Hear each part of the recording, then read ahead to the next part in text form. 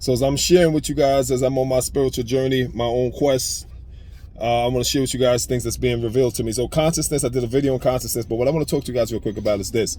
There are various states of consciousness, various states. Each state of consciousness has its own rules, its own characteristics, its own laws, limitations, and non-limitations. And what I mean is this.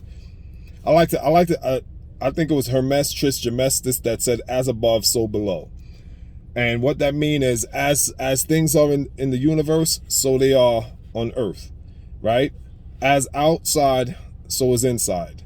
So the universe that's up there is also inside of us. As above, so below. As up there, so down here. And I say that to say this. I'm going to explain some states of consciousness, and I want to talk in practical terms. Because I come to understand and learn that when you speak in practical terms that people can relate to, it feeds their soul better. And not everyone is of the intellectual equivalence to be able to understand certain, words or complexes. So I try to keep it simple. KISS, right? Keep it simply simple, or keep it simple stupid. States of consciousness, like I said, each state of consciousness has its own rules, own laws, etc. that you have to abide by, right? And think of it like this. What I mean by that is this. Each state, literally, each state, right? You have the United States of America. Each state has their own rules and own set of laws and features and characteristics that you have to abide by. Or you'll be ostracized, or you won't be welcomed in that neighborhood or that society. And then you could take it from state as and put it on a macro instead of a state in terms of a micro. Each state in the United States, you can think about continents, international. Each country has their own set of rules, their own set of laws. And if you go to that country and you don't abide by that rule and that law, you can't stay there. You might get arrested or whatever. So each state has its own set of rules, laws, characteristics, features, etc. that you have to abide by. Well, think of that. That's a practical explanation of what consciousness is like. Consciousness is not somewhere high up in the sky, and it's not somewhere way down beneath the earth. Consciousness is ever present. It's ever present. Consciousness is around you 24/7. Consciousness occupies space and time and is not limited by either. So consciousness occupies both space and time simultaneously, and it is ever present and is not limited by either space or time because it is outside of the three-dimensional realm in which we exist. So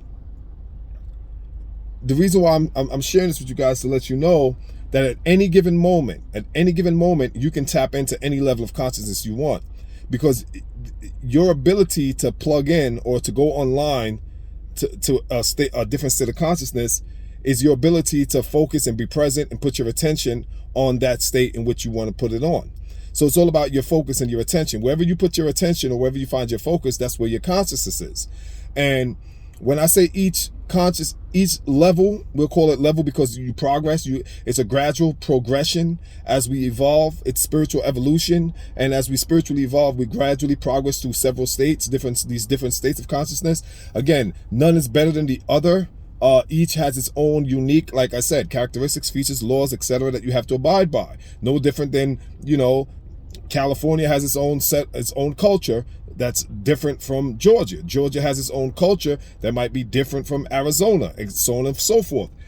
They have things that are similar, but they also have things that are different, and certain statutes that you have to abide by if you reside in that state. So that's a practical example of what consciousness is like. Your consciousness, each state of consciousness have different features, different characteristics, different set of laws, different rules, that if you are inhabiting that state of consciousness, meaning that you're resonating with a particular state of consciousness, that means you are generating and displaying the features of that state. So let me give you a prime example. If you reside on a state of consciousness, let's say fifth dimensional thinking, right? Or fourth dimensional thinking. If you're in a fifth dimensional thinking state, if that's the state you reside in psychologically, that's what you resonate with, that's your frequency, right? That's what you connect with, you're going to have higher intelligence. People who are of high intelligence, they're getting their feed from the fifth dimension, which is a fifth state, which is what's called a fifth density. Fifth density simply means a specific frequency that you're resonating with. And when I say resonating with, it means you're connecting harmoniously with. In other words, you're plugged into that state. You're being downloaded information from that state of consciousness, or that level, or that plane of existence, plane of consciousness. If you're in a fourth dimension state of consciousness, which there's more negative forces in that state, you're going to be more of a negative personality, and you're going to display the traits of that consciousness. You're going to be being fed from that state of consciousness. But it gets more complex than that, because each state is infinite, meaning you could be in fourth dimension or fifth dimension state of consciousness, but you got the upper fifth dimension, middle fifth dimension, lower fifth dimension, and furthermore, in the lower fifth dimension, you have subdimensions, subdivisions of dimensions. So it's infinite. States of consciousness is infinite because the universe is infinite. So you can always progress and progress, but because of our limited, right? We're in the body, right? We're in the physical body. So your physical body only allows you to interact with a fraction of each state of consciousness. So we could never really, until we leave the physical form, we could never really immerse and immerse ourselves totally in whatever state of consciousness we're in, because of the physical restrictions, because we're in the densest plane of all the planes, which is Earth, experiencing, matter. We experience matter, right?